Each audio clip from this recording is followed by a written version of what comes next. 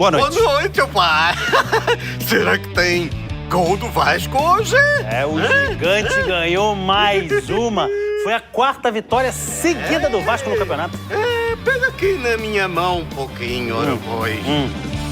Parabéns! Por quê? Você é o único que consegue segurar o Vasco da Gama! Bragantino e Vasco em Bragança Paulista. Depois do cruzamento do Piton, o Verratti bateu do jeito que deu. E por esse ângulo parece uma defesaça, estilo Tafarel! Mas de perto a gente vê que o goleiro Cleiton chegou um pouquinho atrasado.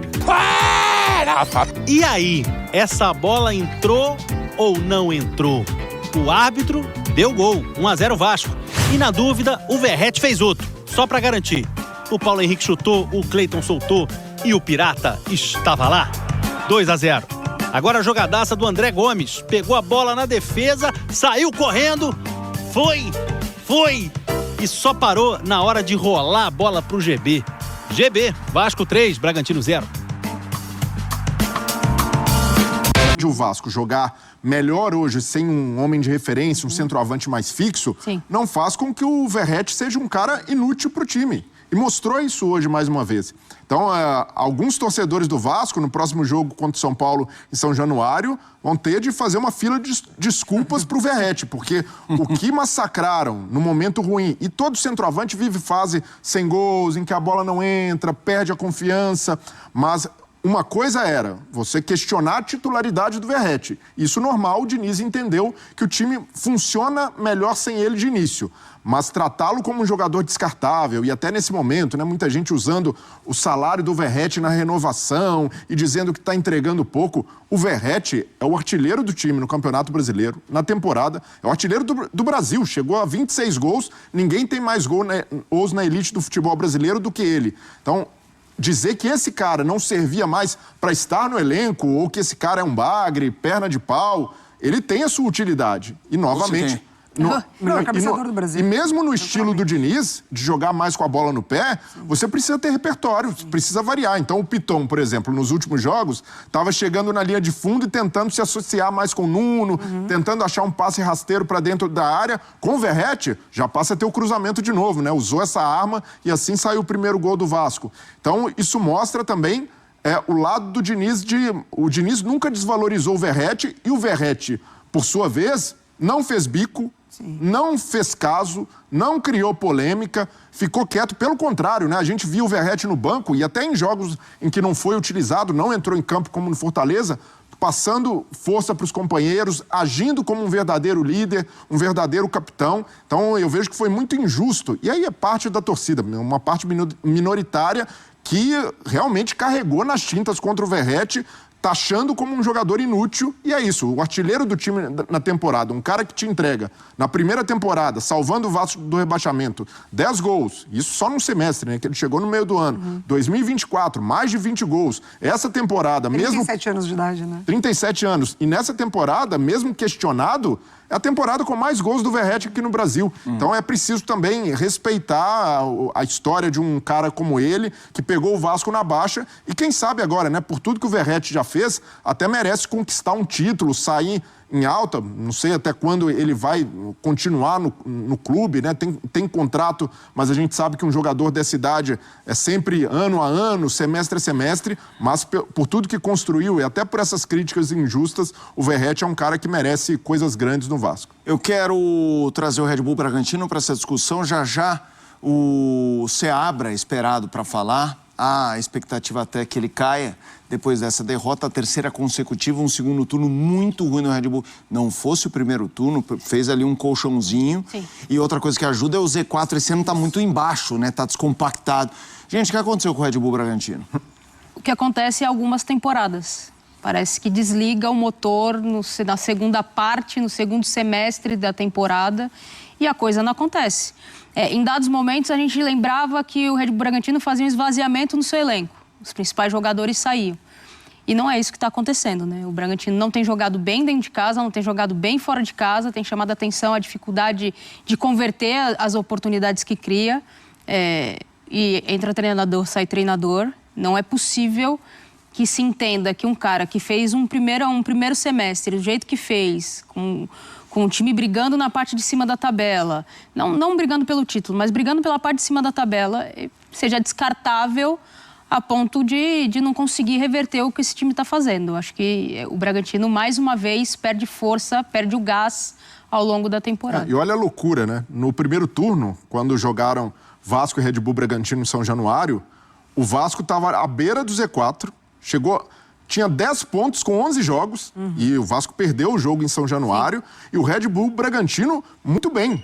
Antes da parada para o Mundial, e esse foi o último jogo antes da parada, a gente falava em Red Bull Bragantino, quem sabe até lutar por título, vaga na Libertadores ali, estava até consolidado, e o time caiu dessa forma, enquanto o Vasco conseguiu virar a chave, né? Depois da parada as coisas aconteceram, o Diniz teve mais tempo para trabalhar, os reforços chegaram, e hoje o Vasco chega no retorno com 23 pontos, né? Então, na comparação, nos 11 jogos do primeiro turno tinha 10, agora nos 11 jogos do retorno consegue 23 pontos. O Vasco hoje, por incrível que pareça, tem uma campanha no retorno melhor que a do Flamengo. Então, é realmente uma arrancada. O Vasco consegue, né, junto com o Mirassol, ser uma das grandes sensações desse segundo turno, uma das grandes notícias pela maneira como o time virou a chave de candidato a rebaixamento e agora candidato à vaga em Libertadores. Eu vejo, além de tudo que os amigos estão falando, nesse Bragantino, e não é o Bragantino do Seabra, assim, eu não sei se é algo que faz parte do projeto, essa necessidade, essa ideia, essa insistência em jovens jogadores, em você ter um time com uma média baixa de idade, mas eu vejo muita dificuldade no Red Bull Bragantino já há algumas temporadas de você retomar ou a confiança, ou o futebol, ou o desempenho depois de uma sequência ruim.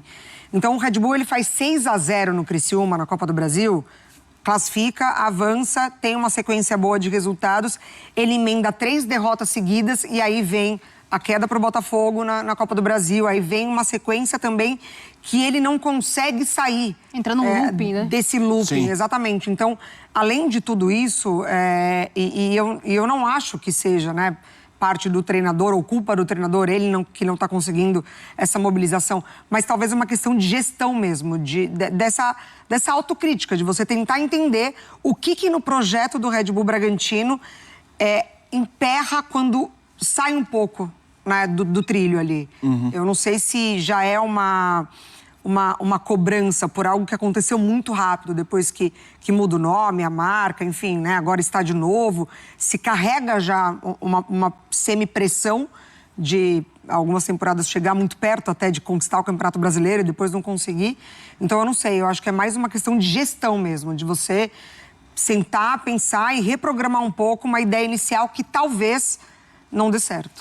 Bragantino 0, vou corrigir isso aqui. Bragantino 0, Vasco 3. Vitória fora de casa do Vasco. Sem o Ryan dessa vez, mas com o Verrete. Cara, olha a que ponto chegou o Vasco, Mário Marra. O vice-artilheiro do campeonato é reserva do Vasco hoje. Verrete, meteu mais 2 hoje. Olha como a chave mudou do Vasco, Mário Marra. E o que fez foi parecido com aquele ali que passou perto, né? Exatamente. É um jogo conhecido como um jogo difícil, mas a gente está vendo o Vasco cada vez mais, parece que assimilar a ideia, jogar melhor. O Vasco não está mais preocupado, o Vasco está mais encaixado e com isso... Eu tô querendo fugir do relaxado, não é relaxado. Não é relaxado. Tá menos ansioso. Mais leve. Mais leve, obrigado. E aí ficou a dúvida, né, se a bola tinha entrado ou não, mas o movimento do Bandeira aqui, ó, percebe, William, ó. A bola vai entrar, o Bandeira na mesma hora lá, ó. E agora... E ele tem uma visão... a visão dele não é boa. Não, é claro que não é, mas ele é treinado para ver isso. Sim, claro. Esse tipo de lance. Pô, acabei de falar mal do treinamento e agora tô falando... Agora você elogiou. Bem. Não, mas aí é uma capacidade individual dele. E de qualquer jeito, assim, o Vasco foi melhor no jogo. Sim. E acende uma luz de preocupação pro Red Bull Bragantino, de novo, né? Perto do final do campeonato. Red Bull Bragantino tem hoje... 36 pontos. E uma pontuação de risco. É a pontuação do Atlético, é a pontuação da turma que ainda não dá para deixar o retrovisor de lado, não. E com viés de baixa, né? O Bragantino Isso. está vivendo daquela poupança que fez lá atrás, início, né? Quando ele ficou bem no campeonato. Então. Precisa de mais 3 vitórias. Agora, você está falando a preocupação do Bragantino, eu vou falar para Talvez você. não 3, hein, William? Talvez não 3, talvez o quarto seja mais baixo. Eu prefiro trabalhar com a segurança ali, mas eu acho que vai ser mais baixo. Vai ser mais baixo? Eu acho que 42. Eu prefiro trabalhar com 45 porque eu estou envolvido nessa bagunça aí. Mas é o seguinte... Você está envolvido? Eu estou envolvido, meu time está envolvido. Quando meu time está envolvido é uma coisa muito pessoal, sabe, André? Aí fica difícil. Aliás, meu time está sempre, há muito tempo, ele está envolvido com isso, né? Já virou rotina. Agora, daqui a pouco a gente fala dele. Mas você falou em preocupação, eu acho que, por falar em preocupação, a gente pode falar isso do Fluminense e do Botafogo, né? Porque o Vasco está com 42, o Fluminense tem 44, embora tenha um jogo a menos, e o Botafogo, que empatou hoje, tem 47 com o mesmo número de jogos do Vasco. O Vasco vai ter um confronto direto com o Botafogo, nas próximas 3 rodadas tem um confronto entre eles. E o Vasco tem... no meio desse jogo aí com o Botafogo, meio não, né? O jogo do Botafogo é no meio de 2 confrontos em casa. Um contra o São Paulo. Hoje o Vasco está jogando menos que o São Paulo? Não. Contrário, o Vasco está até à frente do São Paulo na tabela, né? E o outro confronto contra o Juventude, em casa também. Você está querendo dizer que o Vasco já virou a chave para cima? E não? Sim, virou mas já. De acordo, porque 42 pontos, assim, já tá batendo na pontuação de sossego. O fim do campeonato vai ser gostoso, não vai ser uma angústia.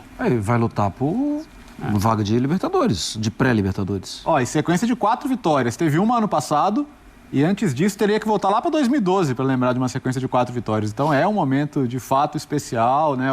O Diniz, que pós-Fluminense teve aí a passagem muito breve e infeliz pelo Cruzeiro, né? Sim. E agora tá se achando de novo num trabalho em que ele tá conseguindo tirar o melhor de cada jogador de novo, né? E, sobretudo, formar grupo, né? Trazer de volta a confiança, conquistar o torcedor. E acho que, como disse o André, vai ser um final de ano, independentemente de como termine. Claro que se vier uma vaga de Libertadores, ainda melhor.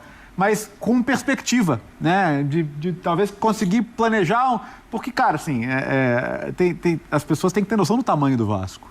O tamanho do Vasco não é morar no meio da tabela, olhar para baixo. E todo ano ficar brigando para não cair, né? A história do Vasco é olhar para cima, né? Então, assim, ter perspectivas melhores, né, de futuro.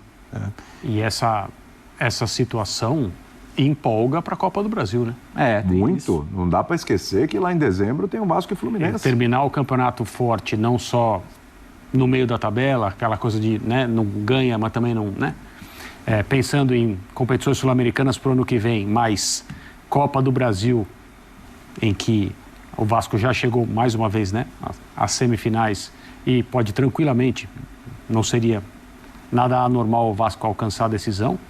Essa arrancada no Campeonato Brasileiro, que foi conquistada primeiro, eu acho, com confiança, trabalho para os jogadores terem um pouco mais de confiança, não se sentirem tão preocupados, como você falou, ansiosos em campo, sim, com a possibilidade de mais um final de ano com o rebaixamento ameaçando e tal. E um time que, em determinados momentos, eu vou falar uma coisa bem genérica, simplista, que não parecia estar nas mãos do Diniz pela forma como jogava, e que a partir do momento em que passou a se defender bem, e isso ficou claro em alguns jogos, mas muito claro em que o Vasco se defendeu como uma missão mesmo, e a gente espera ver do time do Diniz, não os times que não se defendem, porque nunca foi isso, mas se defendem de uma outra maneira, né? Se defender com posse, aquela coisa. O Vasco conseguiu resgatar isso aí e passou a jogar. Então, quando o Rayan está em campo é uma coisa, né? Durante muito tempo o Verratti foi a única possibilidade de desafogo para um time que era muito pressionado, uma bola alta para ele tentar cabecear, e ele tem um índice de acerto absurdo na jogada aérea.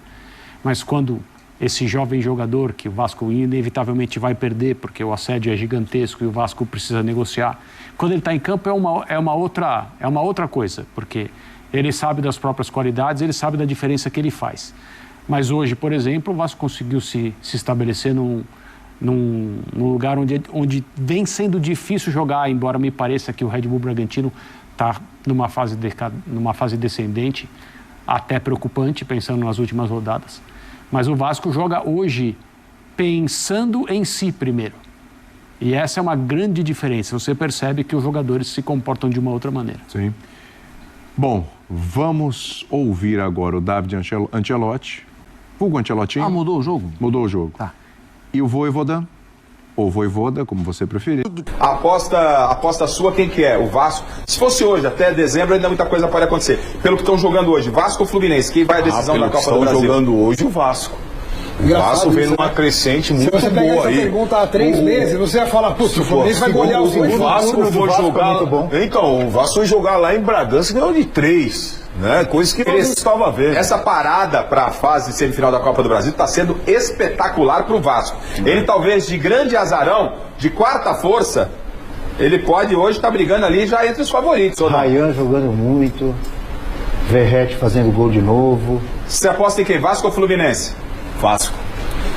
Dos últimos 7 jogos, o Juliano tá me lembrando, ganhou 6 o Vasco. Isso aí. Vasco ou Fluminense hoje? Hoje Vasco. Abel?